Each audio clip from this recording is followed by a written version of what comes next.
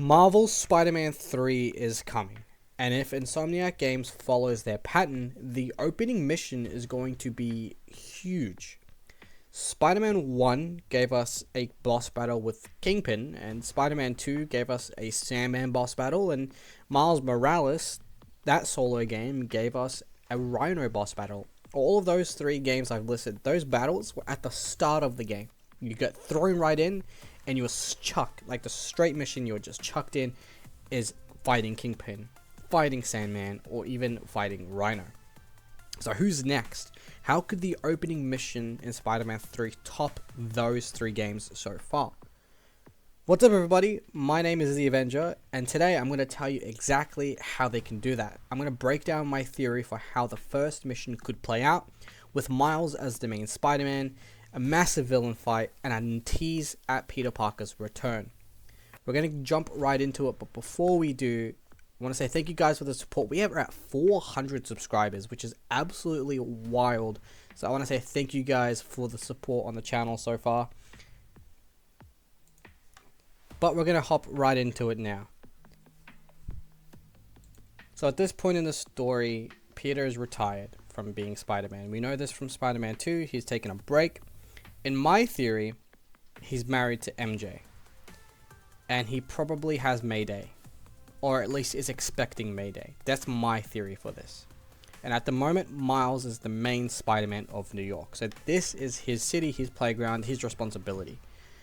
But if we know Insomniac Games, they love starting the game with chaos and a major villain fight. So who could that fight be? So we know, as I mentioned at the start of the intro, that Spider-Man 1 started with Wilson Fisk, Spider-Man 2 with Sandman. Both times the first mission set the tone of the entire game. So for Spider-Man 3, I think we start with a little bit of a darker villain. And I think we start facing off with Morbius. Now, I know he's a meme, and I know not much people are a big fan of Morbius because of the movie. But Morbius is a classic Marvel's Spider-Man character, a classic character in general. And I think that he fits the tone of how I want this game to be.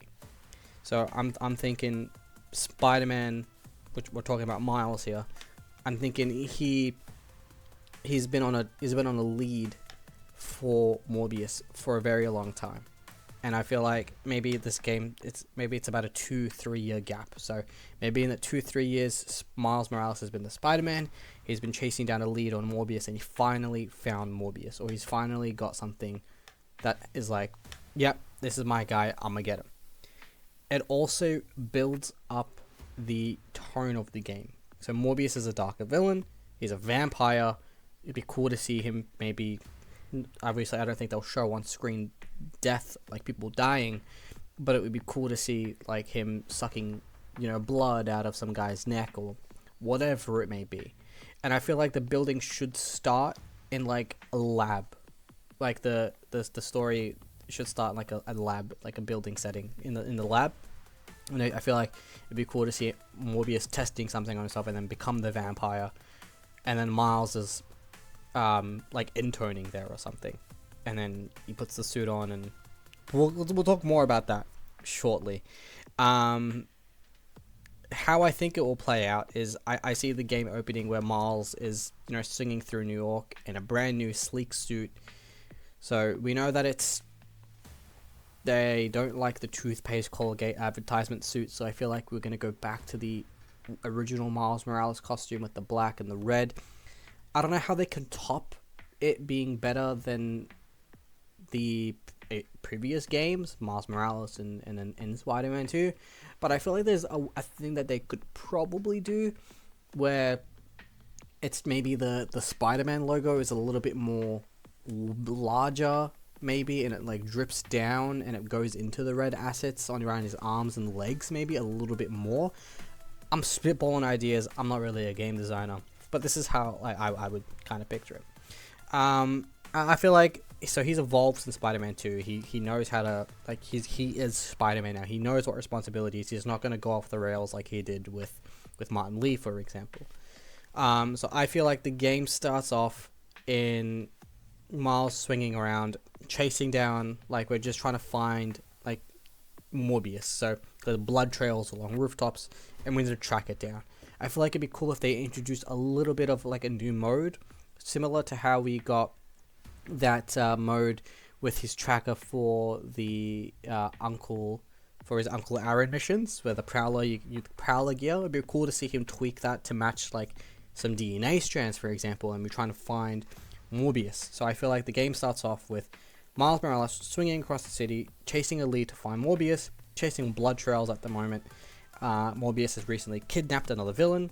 It'd be cool to have Spider-Man talking to Genki, and then having a Jonah Jameson radio playing, talking about his motors, talking about Morbius's motors throughout the past few months.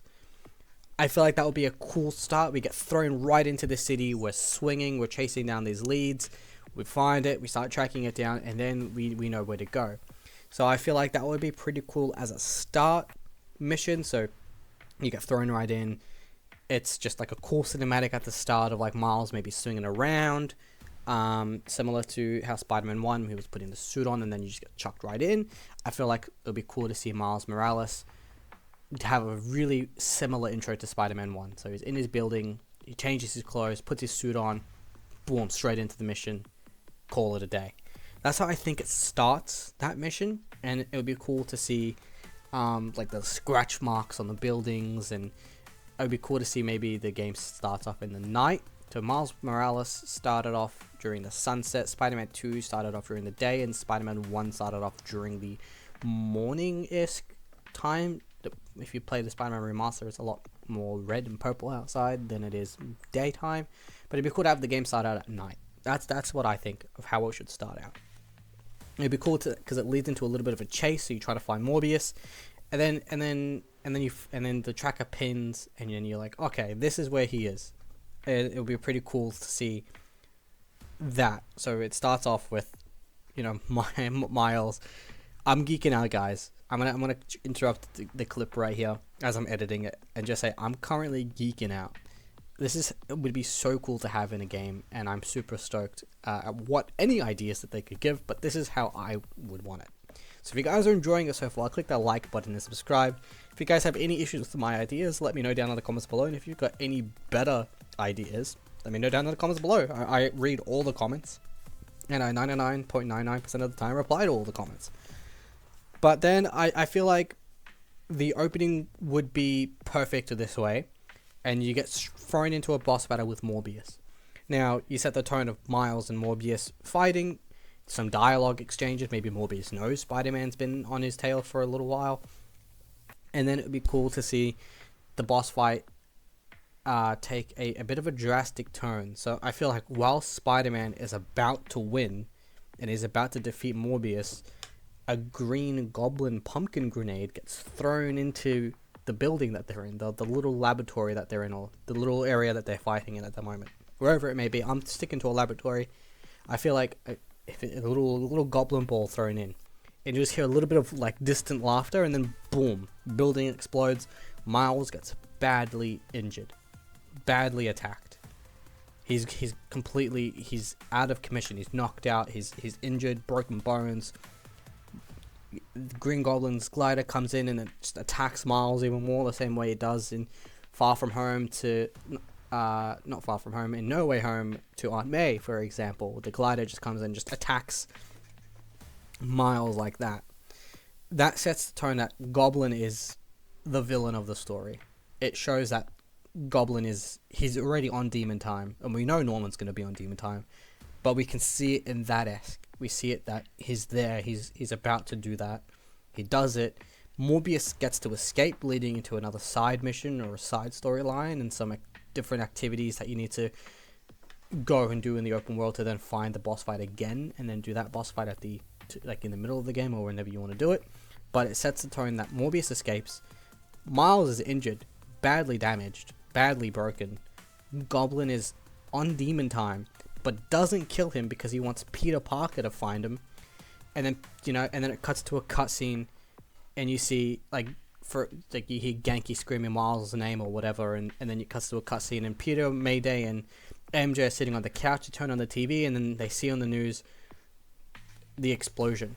They see Miles damaged. They see his suit broken. They see Spider-Man could be dead, is the headline, and it forces Peter out of retirement, bringing Peter back into the game, bringing Peter back as Spider-Man. I think that not only sets the tone of a darker Spider-Man game, but also sets the tone that Goblin is a menace, and he's literally out for revenge, and that Spider-Man, which is both Spider-Man Peter, needs to come back out, and in this point in time, and at least for the first half of the game, Miles is out of commission. So now we have a Peter's focused story while Miles is recovering in the hospital for a little bit, but we're now trying to find out who the Goblin is. So we don't know Norman Osborn's the Goblin. We don't know that. But what we do know is that the Green Goblin is attacking the Spider-Man.